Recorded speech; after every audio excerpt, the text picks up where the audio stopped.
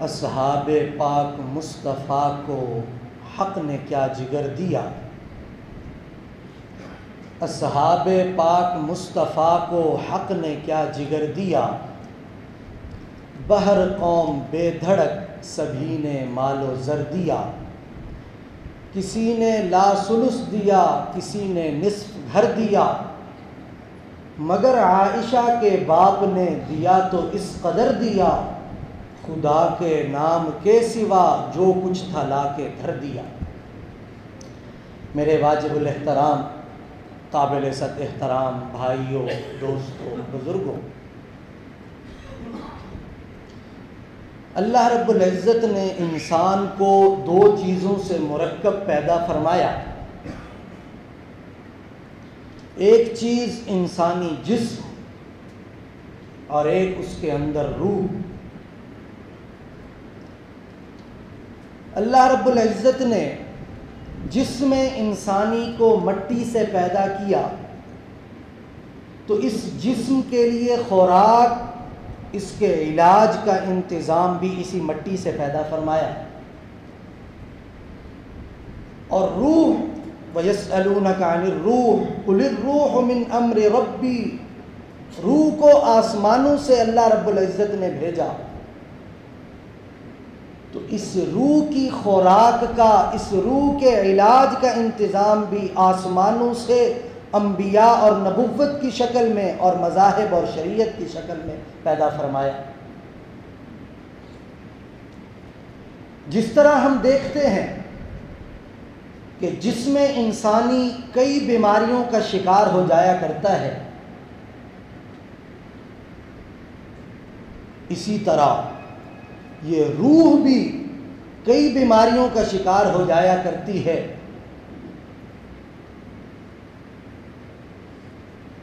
اور ہم دیکھتے ہیں کہ جسم انسانی بھی بعض اوقات مر جاتا ہے، یہ انسان کی روح بھی مر جاتی ہے۔ حضور علیہ السلام نے فرمایا، مثل الذی یذکر ربہ والذی لا یذکر مثل الحی والمیت، کہ ایک انسان جس کا دل ہر وقت اللہ رب العزت کی یاد میں لگا ہوا ہے، دوسرا وہ انسان ہے جو ہر وقت اللہ رب العزت کی یاد سے غافل ہے۔ حضور صلی اللہ علیہ وسلم نے مثال دی کہ ایک انسان، اس کی روح زندہ ہے، یہ زندہ ہے، اور دوسرا جو اللہ رب العزت کی یاد سے غافل ہے، اس کی مثال مردوں جیسی ہے۔ تو یہ روحانی کئی طرح کے امراض، جیسے جسمانی کئی طرح کے امراض، ان امراض میں ایک اہم مرض، بہت بڑا مرض، وہ ہے حب مال۔ کثرت مال کی انسان کے اندر اس قدر خواہش کا ہونا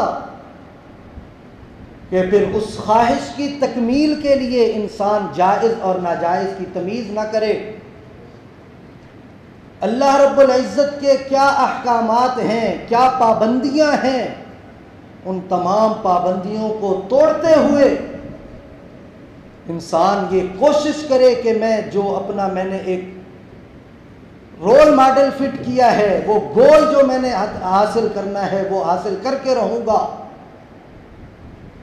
چاہے اس کے لیے مجھے کسی بھی درجے پر جانا پڑے۔ پھر ہم دیکھتے ہیں معاشرے کے اندر یہی حب مال اور کثرت مال کی خواہش مزید کئی بیماریوں کو جنم دیتی ہے۔ کہیں ہمیں رشوت نظر آتی ہے، کہیں سود نظر آتا ہے، کہیں ظلم و ستم نظر آتا ہے، کہیں رشتوں کا ٹوٹنا نظر آتا ہے۔ پیچھے اگر دیکھیں تو یہ حب مال اس کی بنیادی وجہ ہے۔ اسی اہمیت کی پیش نظر آج ہماری گفتگو کا عنوان بھی یہی ہے، انفاق فی سبیل اللہ، کیونکہ اس بیماری کا علاج جو شریعت نے بتایا وہ علاج ہے اللہ رب العزت کے راستے میں خرچ کرنا۔ یہ علاج ہے اس بیماری کا۔ اللہ تعالی نے بے شمار انعامات سے نوازا، لیکن یہ نوازنا بطور امتحان کے ہے، یہ یاد رکھیں۔ انما اموالکم و اولادکم فتنہ، آزمائش ہے۔ اللہ رب العزت نعمتیں دے کر آزماتے ہیں کہ آیا یہ شکر ادا کرتا ہے یا میری یاد سے غافل ہو جاتا ہے۔ ان نعمتوں کو اپنی ذات تک محدود کر لیتا ہے یا محکوم، مجبور، لاچار لوگوں کا خیال کر کے اللہ رب العزت کی خوشنودی حاصل کرتا ہے۔ تو یہ آزمائش ہے، امتحان ہے۔ امتحان میں انسان کامیاب بھی ہوتا ہے، ناکام بھی ہوتا ہے۔ اللہ رب العزت نے جو کامیابی کا طریقہ بتایا، جو سرخرو ہونے کا طریقہ بتایا، وہ یہی انفاق فی سبیل اللہ ہے کہ اللہ رب العزت کو ہمارا مال نہیں پہنچتا، مال تو اللہ رب العزت نے ہی ہمیں عطا کیا۔ اللہ رب العزت کی خوشنودی کی خاطر ہم مخلوق کے اندر سے تہی دامن محروم اور مجبور لوگ دیکھ کر ان میں خرچ کر کے اپنے اس امتحان میں کامیاب ہو سکتے ہیں۔ اسی لیے قرآن پاک میں جگہ جگہ پر صدقات و خیرات کا اللہ رب العزت نے حکم دیا، ترغیب دی، کیونکہ اس کے بے شمار فوائد ہیں۔ ان زکوٰۃ، صدقات، خیرات کی برکت سے یہ دولت معاشرہ کے اندر گردش کرتی ہے، معاشرے کا نظام درست ہوتا ہے، غرباء فقراء کی ضروریات پوری ہوتی ہیں، رفاہ عامہ کے کام سر انجام دیے جاتے ہیں۔ ملک و ملت کی بقا میں ان صدقات و خیرات کا بہت بڑا عمل دخل ہوتا ہے۔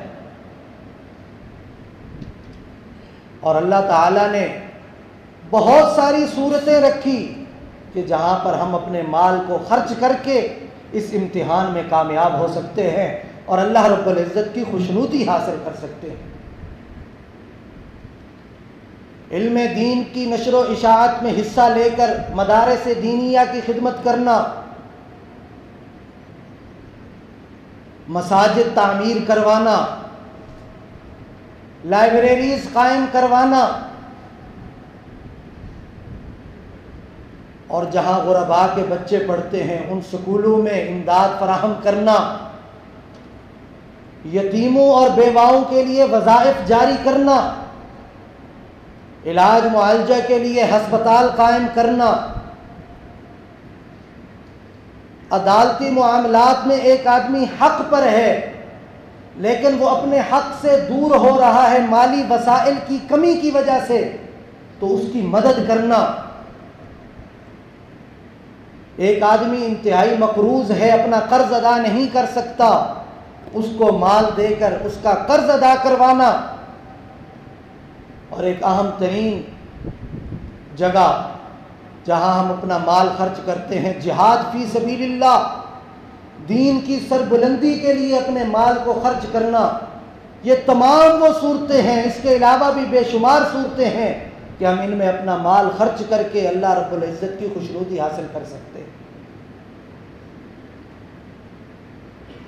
مال کو مال اسی لیے کہتے ہیں کہ اس میں بڑی کشش ہوتی ہے۔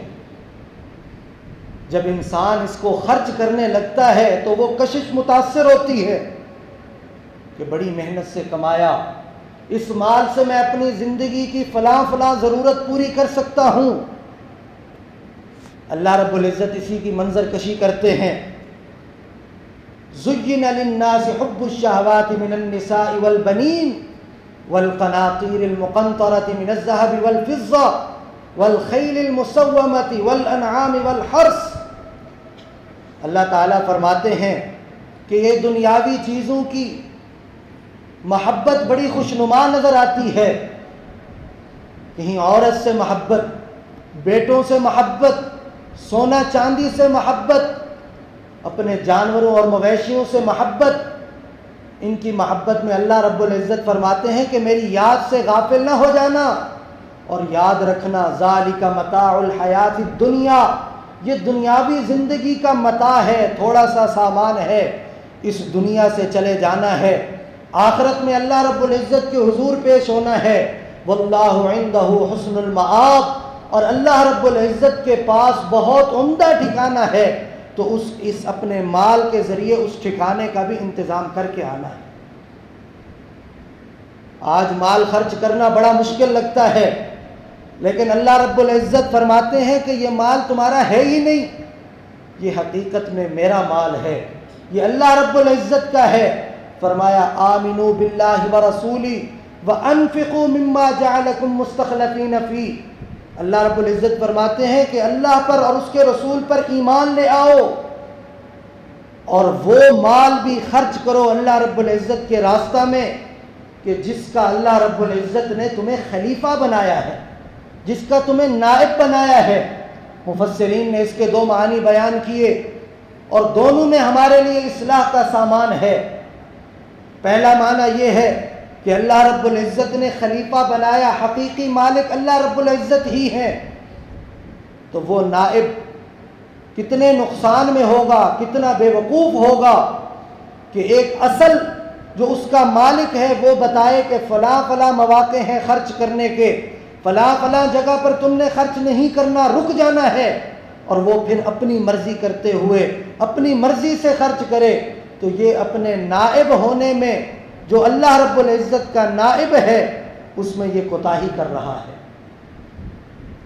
دوسرا معنی مفسرین نے بیان فرمایا کہ انسان اس مال کا خلیفہ ہے، نائب ہے۔ کیسے؟ کہ یہ مال اس سے پہلے اس کے آباء و اجداد میں تھا، اس سے پہلے دیگر لوگوں میں تھا، جیسے وہ لوگ نہیں رہے یہ بھی نہیں رہے گا، یہ مال اور یہ سلسلہ چلتا چلا جائے گا، یہ ظاہری آنکھیں بند ہونے کی دیر ہے، اس مال و متاع سے یہ رشتہ کٹ جائے گا، یہ رشتہ ختم ہو جائے گا، اور پھر یہ خلافت کا سلسلہ چل پڑے گا۔ تو جب تم خلیفہ ہو، تم نائب ہو، تو اپنے لیے اتنا سامان کر کے جاؤ جو قبر والی زندگی میں تمہارے کام آئے۔ حضرت عبداللہ رضی اللہ عنہ روایت کرتے ہیں کہ میں ایک مرتبہ حضور علیہ السلام کی خدمت میں حاضر ہوا، حضور صلی اللہ علیہ وسلم خطبہ ارشاد فرما رہے تھے، الہاکم التکاثر، تمہیں کثرت نے غفلت میں ڈال دیا۔ حضور علیہ السلام نے فرمایا کہ لوگ کہتے ہیں میرا مال میرا مال میرا مال، لیکن حضور صلی اللہ علیہ وسلم نے فرمایا تمہارا مال کیا ہے؟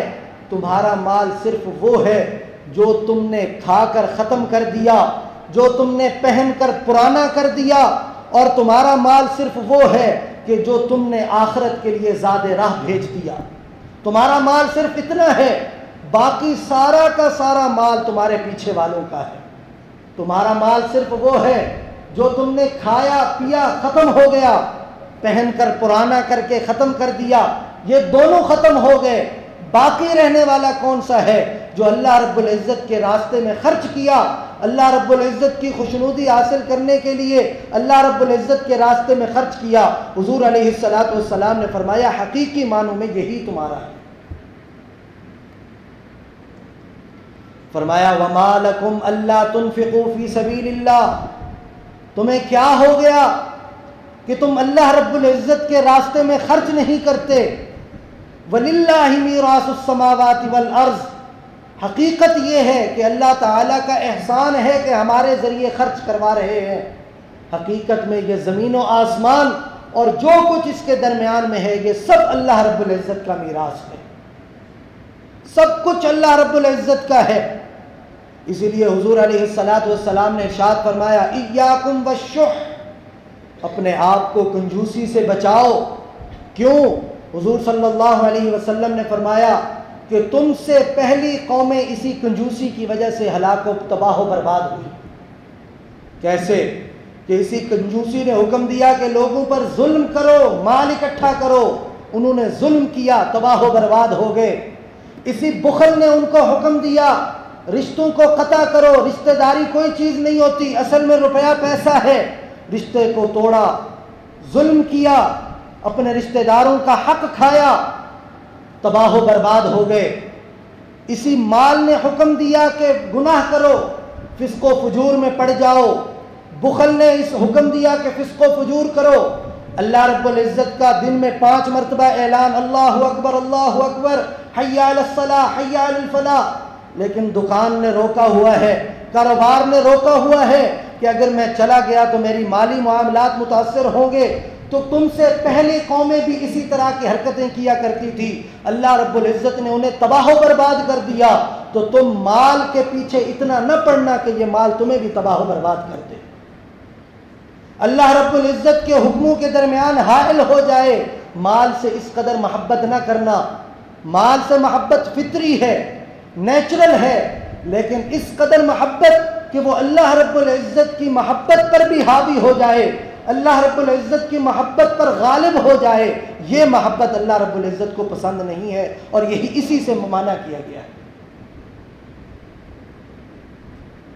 اور پھر اللہ رب العزت کا کس قدر احسان کہ اللہ تعالیٰ نے صرف خرچ کرنے کا حکم نہیں دیا، بلکہ انعامات و اکرام کی اللہ رب العزت نے بارشیں برسا دی۔ حضور اللہ رب العزت نے فرمایا، مثل الذین ينفقون اموالهم فی سبیل اللہ، مثال دے کر سمجھایا، کیونکہ مثال سے بات واضح ہو جاتی ہے۔ جو اللہ رب العزت کے راستے میں خرچ کرتے ہیں ان کی مثال کیسے ہے؟ کمثل حبہ، جیسے کسی کے پاس ایک دانہ ہو، ہمارے پاس ایک دانہ جو ہم خرچ کر رہے ہیں، جیسے کسی کے پاس ایک دانہ ہو، انبتت 7 سنابلا، پھر اس ایک دانے کے وہ زمین میں بوتا ہے، پھر اس دانے سے 7 قسم کے گوشے نکلتے ہیں، خوشے نکلتے ہیں، اور پھر ان 7 قسموں کے خوشوں میں سے فی کل سنبلۃ 100 حبہ، ہر خوشے پر اللہ رب العزت فرماتے ہیں کہ 700 دانے ہیں۔ اور فرمایا یہاں تک بس نہیں، معلوم کیا ہوا کہ ایک خرچ کریں گے بدلے میں اللہ رب العزت 700 عطا فرمائیں گے، اور یہاں تک اللہ رب العزت نے بس نہیں کیا، فرمایا واللہ یضاعف لمن یشاء، اللہ رب العزت جس کے لیے چاہیں اس سے بھی بڑھا دیتے ہیں۔ کس قدر بڑا احسان! مال بھی اللہ رب العزت کا اپنا، خرچ کرنے کا حکم دے رہے ہیں، تعمیل ہماری ذمہ داری، لیکن اللہ رب العزت صرف ذمہ داری پوری نہیں کروا رہے بلکہ اس طرح کے اجر سے نواز رہے ہیں۔ لیکن ساتھ ہی فرما دیا الذین ينفقون اموالهم فی سبیل اللہ ثم لا یتبعون ما انفقوا منا ولا اذلهم اجرهم عند ربهم، کہ جو اللہ کے راستے میں خرچ کرتے ہیں اور پھر اس کے پیچھے تکلیف نہیں دیتے جس پر خرچ کیا، احسان نہیں جتلاتے، فرمایا ان کے لیے بے شمار اجر ہے، بے شمار اللہ رب العزت کی طرف سے انعامات ہیں۔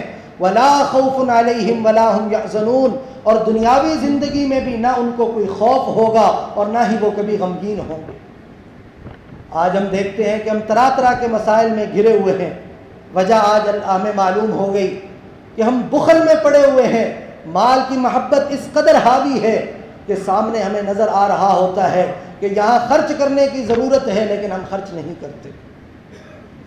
حضرت عبداللہ بن مسعود رضی اللہ عنہ فرماتے ہیں کہ جب یہ آیت نازل ہوئی، من ذا الذی یقرض اللہ قرضا حسنا، کون ہے جو اللہ رب العزت کو قرض حسنا دے، فیضاعفہ اضعافا کثیرا، اللہ رب العزت اس کو دگنا عطا فرمائیں گے۔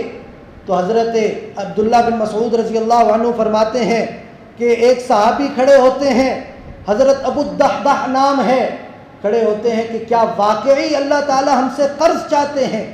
حضور علیہ السلام نے ارشاد فرمایا بالکل، اللہ رب العزت قرض چاہتے ہیں، تم سے قرض لینا چاہتے ہیں۔ تو وہ صحابی کہتے ہیں کہ اے آقا اپنا ہاتھ مجھے دے دیجئے۔ حضور صلی اللہ علیہ وسلم اپنا ہاتھ مبارک ان کے ہاتھ میں دیتے ہیں، اور وہ صحابی اعلان کرتے ہیں کہ یا رسول اللہ میں اپنا باغ اللہ رب العزت کو قرضے میں دیتا ہوں۔ حضرت عبداللہ بن مسعود رضی اللہ عنہ فرماتے ہیں کہ وہ باغ کیسا تھا؟ وہ باغ اتنا بڑا باغ تھا کہ اس میں 600 کھجوروں کے درخت تھے، اور وہ صحابی اللہ رب العزت کے راستے میں دے کر اپنے باغ کی طرف جاتے ہیں، بیوی اور بچے اس باغ میں موجود ہیں، اندر نہیں جاتے کیونکہ اللہ رب العزت کو قرض میں دے دیا۔ باہر سے آواز دیتے ہیں اے ام دحدہ باہر آ جاؤ، بچوں کو بھی باہر لے آؤ، کیونکہ یہ باغ میں نے اللہ رب العزت کو قرضے میں دے دیا ہے۔ اور اللہ رب العزت قرضہ کب واپس کریں گے؟ آخرت میں واپس کریں گے، جب سب سے زیادہ ضرورت ہوگی، جب لاکھوں کروڑوں نہیں، روپے کی پائی کی ایک ایک نیکی کی ضرورت ہوگی، اس وقت اللہ رب العزت کئی گنا کر کے عطا فرمائیں گے۔ حضرت ابن سفیان رضی اللہ عنہ روایت کرتے ہیں کہ حضور صلی اللہ علیہ وسلم خرچ کرنے والوں کے لیے ہمیشہ دعائیں کیا کرتے تھے، نیکیاں کرنے والوں کے لیے ہمیشہ دعائیں کیا کرتے تھے۔ جب یہ آیت کریمہ نازل ہوئی، من جاء بالحسنۃ فلہ عشر امثالھا، کہ جو بھی ایک نیکی کرے گا اللہ رب العزت بدلے میں اس کو 10 نیکیاں عطا فرمائیں گے۔ حضور صلی اللہ علیہ وسلم نے فوراً دعا کی، یا اللہ رب زد امتی، میری امت کے اجر میں اور اضافہ فرما۔ تو اللہ رب العزت نے پھر آیت نازل فرمائی، من ذا الذی یقرض اللہ قرضا حسنا فیضاعفہ لہ اضعافا کثیرا، کہ اللہ رب العزت کئی گنا کر کے عطا فرمائیں گے۔ حضور علیہ السلام نے پھر دعا فرمائی، رب زد امتی، اے رب میری امت کے اجر میں اضافہ فرما۔ پھر اللہ رب العزت نے آیت نازل فرمائی، مثل الذین ينفقون اموالهم فی سبیل اللہ کمثل حبۃ انبتت 7 سنابل فی کل سنبلۃ 100 حبہ، کہ اللہ رب العزت 700 گنا عطا فرمائیں گے۔ حضور صلی اللہ علیہ وسلم نے دعا کرنا چھوڑا نہیں، پھر دعا کی، رب زد امتی، اے میرے رب میری امت کے اجر میں اور اضافہ فرما۔ تو اللہ رب العزت نے آخر میں آیت نازل فرمائی، انما یوفی الصابرون اجرهم بغیر حساب، کہ جو نیکی کرے گا اللہ رب العزت اس کو بغیر حساب کے اجر دیں گے، بے حد و بے حساب اجر دیں گے۔ ہم معلوم نہیں کر سکتے کہ کتنا اجر ہے، اللہ رب العزت اپنی شایان شان عطا فرمائیں گے۔ یہ اللہ رب العزت کا کتنا بڑا احسان ہے۔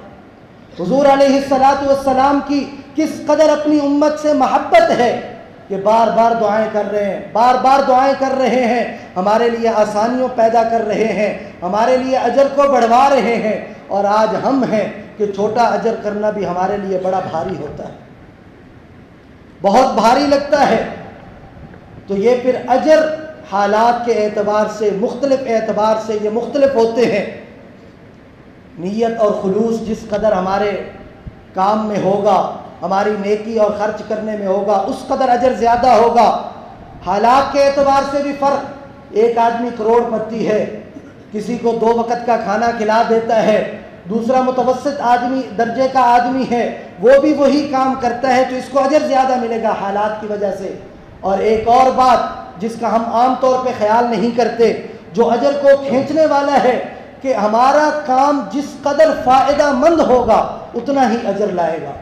مثال دے کر بات سمجھاتا ہوں، ایک آدمی ہے، قربانی کا موقع آنے والا ہے، 15 لاکھ کا ایک جانور خرید کے لاتا ہے، ذبح کرتا ہے اللہ رب العزت کے راستہ میں، غرباء میں تقسیم کرتا ہے۔ دوسرا آدمی ہے، وہی 15 لاکھ خرچ کرتا ہے، 15 جانور لاتا ہے، 15 کو ذبح کرتا ہے، اور وہ 15 کے 15 غرباء میں تقسیم کرتا ہے۔ چونکہ فائدہ ان 15 میں زیادہ ہے، فائدہ ان 15 جانوروں میں زیادہ ہے، تو اجر کا زیادہ مستحق بھی یہی ہے۔ تو یہ دیکھیں کہ ہم جو عمل کر رہے ہیں اس میں فائدہ کتنا زیادہ ہوگا۔ اور چند مزید چیزوں کا خیال بھی کرنا ہے۔ ایک تو یہ چیز خیال میں رہے کہ جب ہم کسی کے ساتھ یہ نیکی کریں تو یہ خالص اللہ رب العزت کی رضا کے لیے ہو، بعد میں اس کو طعن و تشنیع کا نشانہ نہ بناتے رہیں، اس پر احسان نہ جتلاتے رہیں۔ اور دوسری چیز اس کا خیال کرنا ہے کہ عمدہ اور اچھی چیز اللہ رب العزت کے راستے میں دینی ہے۔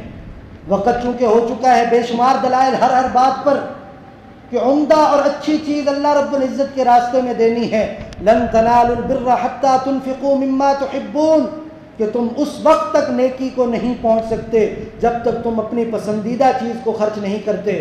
صحابہ کرام رضوان اللہ علیہم اجمعین نے جب اس آیت کریمہ کو سنا تو انہوں نے فوراً تلاش شروع کر دی کہ ہمارے مال میں سب سے عمدہ چیز کون سی ہے، اور وہ اللہ رب العزت کے راستے میں خرچ کر دی۔ اور پھر ایک اور بات، خفیہ خرچ کریں، اعلانیہ خرچ کریں، سب قابل قبول ہے۔ بعض دفعہ بعض لوگوں کے ذہنوں میں یہ خیال آتا ہے کہ اعلانیہ دیں گے تو وہ قابل قبول نہیں ہوگا۔ یاد رکھیں کہ اللہ رب العزت دلوں کے رازوں کو جانتے ہیں. اعلانیہ خرچ کریں، خفیہ خرچ کریں، سب قابل قبول. بعض اوقات ایسا ہوتا ہے کہ اعلانیہ خرچ کرنے کی ضرورت زیادہ ہوتی ہے، کہیں ترغیب مقصود ہو. جیسے حضور علیہ السلام غزوات کے لیے چندہ مبارک اکٹھا کیا کرتے، علل اعلان کرتے تاکہ لوگوں کو ترغیب ہو. کوئی آدمی بخیل مشہور ہے تو وہ علل اعلان کرے تاکہ دوسرے لوگوں کے دلوں میں جو اس کے بارے میں میل ہے وہ ختم ہو. اگر اس طرح کے حالات نہیں ہیں، عام حالات ہیں، پھر خفیہ خرچ کریں. اللہ رب العزت سب کو قبول فرمانے والی ذات ہے. اور ایک اور چیز کا خیال کریں کہ قریبی رشتہ دار ہمارے صدقات و خیرات کے زیادہ مستحق ہیں اگر وہ غرباء اور مساکین میں سے ہیں. ڈبل ثواب ہوگا، ایک انفاق فی سبیل اللہ کا اور ایک رشتہ داری جوڑنے کا. اللہ رب العزت ڈبل ثواب عطا فرمائیں گے. اور ایک اور اہم مصرف جو قرآن پاک نے بیان کیا کہ جو اپنے آپ کو دین کے لیے وقف کیے ہوئے ہیں اور ان کو اتنا مواقع نہیں ملتے کہ وہ اپنے کام سے وقت نکال کر اپنے معاش کی فکر کریں، تو وہ ہماری ذمہ داری ہے کہ ہم ان کے معاش کی فکر کریں. اور اللہ رب العزت فرماتے ہیں کہ وہ تمہیں بعض اوقات ایسے نظر آئیں گے کہ یہ ضرورت مند نہیں ہیں اور وہ کسی سے لپٹ کر مانتے بھی نہیں ہیں. اللہ تعالی ہمیں حکم دے رہے ہیں کہ ہم خود تگ و دو کریں اور دیکھیں کہ ان کی کیا کیا ضروریات ہیں وہ ہم پوری کریں. اور کس چیز کا خیال کرنا ہے؟ اور اس چیز کا خیال کرنا ہے کہ اللہ رب العزت نے جو ہمیں مال دیا وہ حقیقت میں اللہ تعالیٰ کا ہی ہے. دل کے اندر کبھی بھی یہ نہ آئے کہ یہ میں اللہ پر کوئی احسان کر رہا ہوں، بلکہ یہ حقیقت یہ ہے کہ اللہ رب العزت کا ہمارے اوپر احسان ہے کہ اللہ تعالیٰ نے یہ توفیق دی.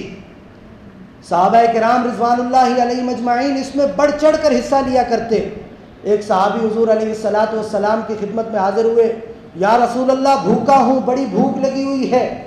اپنی ازواج مطہرات کے پاس پیغام بھجوایا، سب نے یہی پیغام دیا سوائے پانی کے گھر میں کچھ موجود نہیں ہے. حضور صلی اللہ علیہ وسلم نے اعلان کیا کون ان کو اپنا مہمان بنائے گا؟ ایک صحابی نے کہا میں بناؤں گا.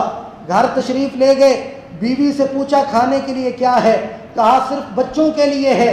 تو بیوی کو کہتے ہیں چونکہ رات کا وقت ہے بچوں کو بہلا پسلا کر سلا دو، جب کھانا سامنے آئے تو تم چراغ کو بجھا دینا، میں منہ ہلاتا رہوں گا اور یہ جو ہے یہ مہمان کھا لیں گے. جب صبح وہ حضور علیہ السلام کی خدمت میں حاضر ہوئے تو حضور صلی اللہ علیہ وسلم نے بڑی تعریف کی اور فرمایا کہ تمہارے اس عمل کو اللہ رب العزت نے بہت پسند فرمایا.